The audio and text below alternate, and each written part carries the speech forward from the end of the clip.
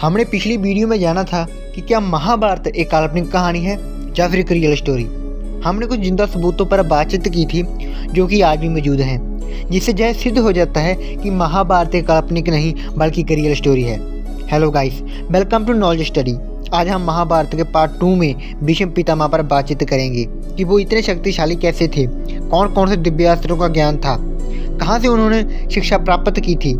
सबसे खास हम उनकी प्रतिज्ञा पर बात करेंगे। तो चलिए वीडियो को करते हैं स्टार्ट।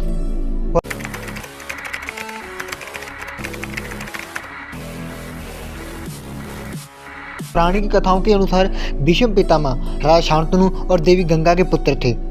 उनके बचपन का नाम देवव्रत था और ये उनकी माता गंगा ने दिया था। देवव्रत ने महर्षि भगवान परशुराम से शास्त्र विद्या प्राप्त की। उसके बाद देवी गंगा ने देवव्रत को उनके पिता राजा शांतनु के पास ले गई। राजा शांतनु ने देवव्रत को हस्तिनापुर का राजकुमार घोषित कर दिया।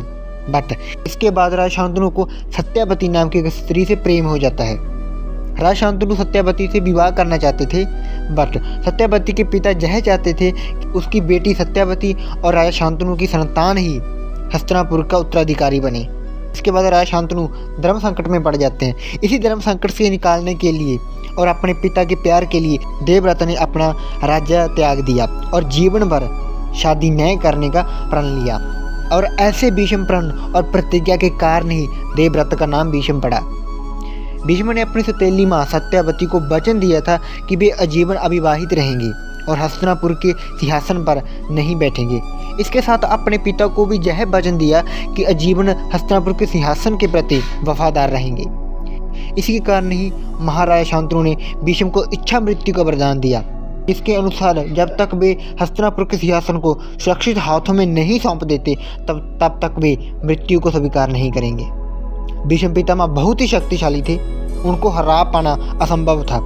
भीष्म पितामह ने भगवान परशुराम से अस्त्र शस्त्रों का ज्ञान प्राप्त किया था, जो कि कुछ इस प्रकार है। नंबर 1 पर है इंद्रास्त्र।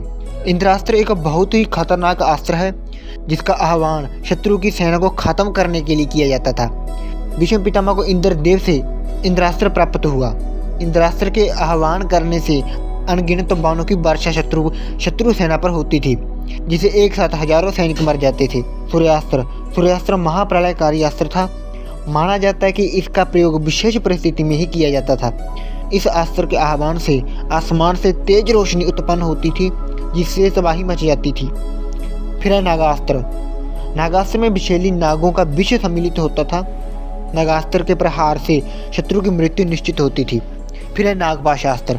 नागपाशास्त्र नागास्त्र जैसा ही था। ये अस्त्र नाग के रूप में शत्रु को जकड़ लेता था, जिससे उसके दम घुटने के कारण से उसकी मृत्यु हो जाती थी। फिर है रुद्रास्त्र। रुद्रास्त्र के नाम से ही पता चलता है कि ये महाविनाशकारी अस्त्र भगवान शिव का है। इस अस्त्र के आह्वान से तेज वर्षा और आंधी तूफानों का भयंकर विस्फोट होता था, जिससे हजारों शत्रुओं की पल भर में ही मौत हो जाती थी। फिर है गरुड़ास्त्र। गरुड़ास्त्र का प्रयोग नागपाश और नागास्त्र को काटने के लिए किया जाता था। फिर आता है ब्रह्मास्त्र। ब्रह्मास्त्र भगवान ब्रह्मदेव का शक्तिशाली अस्त्र था, जो कि भगवान ब्रह्मा के एक सिर को प्रदर्शित करता है।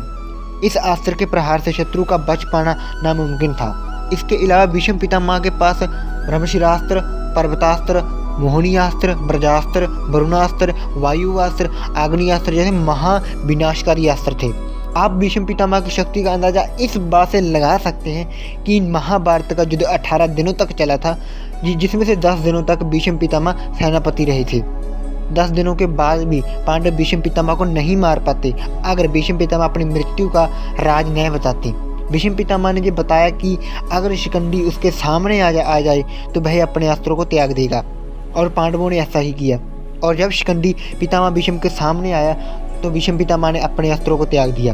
फिर अर्जुन ने बाणों की वर्षा कर दी, जिससे भीष्म पितामह बहुत ही जख्मी हो गए और बाणों की शैया पर लेट गए। और ये था हमारा महाभारत 2 पार्ट, जिसमें हमने भीष्म पितामह के जीवन पर बात की थी। और अगली वीडियो यानी कि महाभारत के पार्ट 3 में हम गुरु द्रोणाचार्य पर बात करेंगे। गुरु द्रोणाचार्य कौन थे, वे इतने शक्तिशाली क्यों थे, जब उनके हाथों में अस्त्र शस्त्र होते थे तब उनको मार पाना क्यों कठिन था।